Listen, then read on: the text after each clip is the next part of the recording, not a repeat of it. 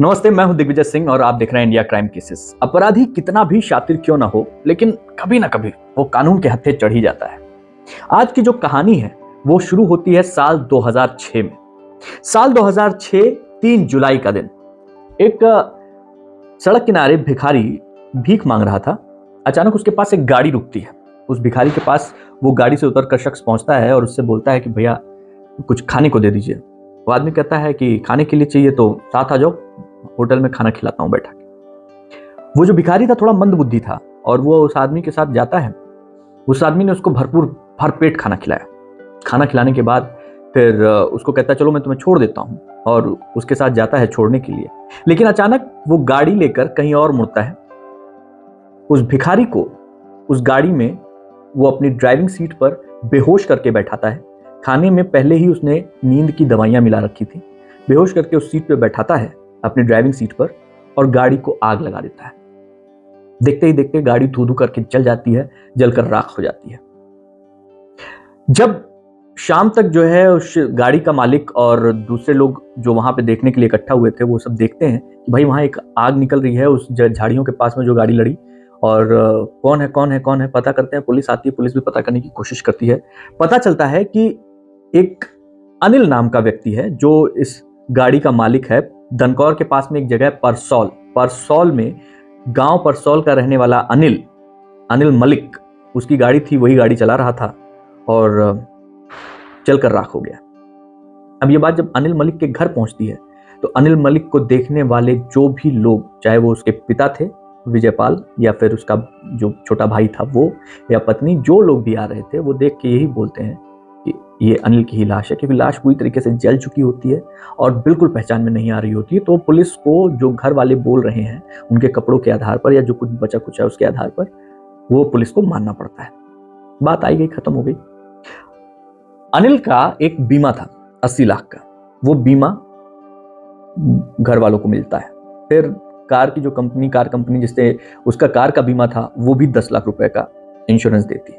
90 लाख रुपए अनिल के घर वालों को मिलते हैं, और वो 90 लाख रुपए अनिल के घर वाले जब पाते हैं उसके बाद मामला आया गया, खत्म हो गया।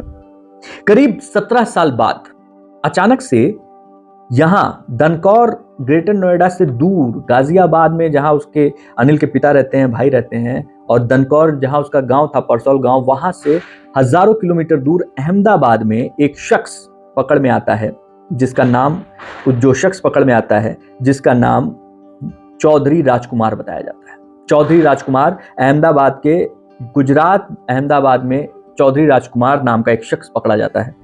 पुलिस को जब बातचीत के दौरान कुछ खटकता है, और जब कुछ खटकता है तो पुलिस बातचीत करती है तो पता चलता है कि भाई ये बंदा कुछ सस्पिशियस है, और वो चौधरी राजकुमार के नाम से अपना आधार कार्ड, वोटर आईडी कार्ड, ये सब कुछ देता है। लेकिन पुलिस को खटकता क्या है? पुलिस को खटकता ये है कि ये आदमी पिछले 17 साल से यहां रह रहा है, लेकिन इसका पूरा दिमाग, दिल, सिस्टम, सब कुछ जो है गाजियाबाद का एक घर है वहां से जुड़ा हुआ रहता है हमेशा।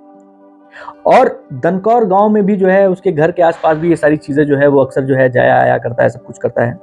पुलिस को ये बात भी खटकती है कि भाई ये शख्स जो है वो हर तरीके से कोशिश यही करता है कि हम दनकौर के जो है उस गांव के आसपास वो जाता है, वहां पे रहने की कोशिश, मतलब वहां रहता भी है अपना 2-4-10 दिन, फिर वापस आ जाता है अहमदाबाद।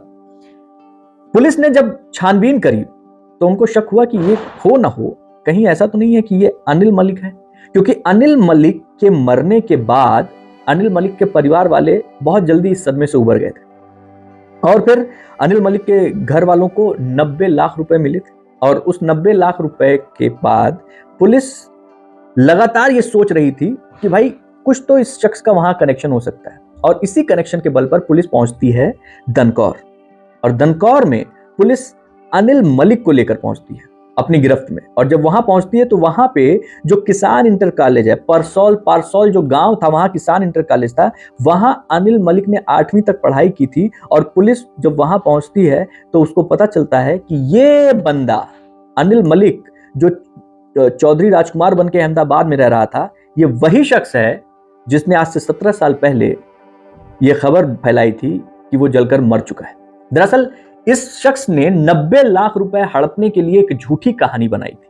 और उस कहानी में उसने किसको जला के मारा? एक गरीब भिखारी को, जो मंदबुद्धि था, मानसिक रूप से कमजोर था। उसको न सिर्फ जला के मारता है, गाड़ी भी जला देता है। और इस पूरे षड्यंत्र में पुलिस का आरोप है कि इस पूरे षड्यंत्र में उस अनिल मलिक के परिवार के कई सदस्य शामिल थे।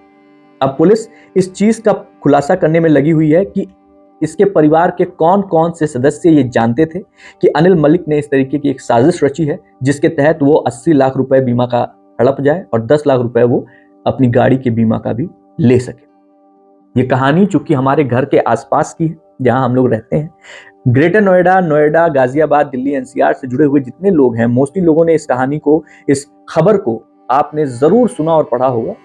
ये खबर न सिर्फ हमें जो है वो सतर्क करती है, बल्कि एक और सवाल खड़ा करती है कि कई ऐसे शातिर दिमाग लोग होते हैं जो अपने छोटे छोटी चीजों के लिए ऐसी साजिश रचने पे तैयार रहते हैं। खुद को मारने के लिए इस शख्स ने एक ऐसी साजिश रची जिसमें इसने अपने पूरे परिवार को शामिल कर लिया था।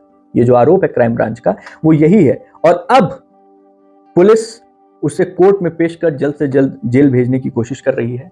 इस तरीके की खबरें हमें इस बात के लिए बिल्कुल आगाह करती हैं कि आप कभी भी किसी भी व्यक्ति पर आंख मूंद कर भरोसा मत कीजिए। अक्सर हम लोग देखते हैं कि आप कहीं सफर कर रहे हैं, रास्ते में जा रहे हैं, किसी भी व्यक्ति को कोई भी हाथ देकर गाड़ी रोकती है और वहां पे बैठ जाते हैं आप, और उसके बाद कुछ देर बाद खबर आती है अगले दिन कि आप लूट गए। ऐसी भी खबर आती है कि लोग सवारी ढूंढ रहे हैं, सवारी के नाम पे एक को बैठाया, 3 पहले से बैठे हुए हैं, थोड़ी दूर ले गए, लूट लिया और वहां उतार दिया।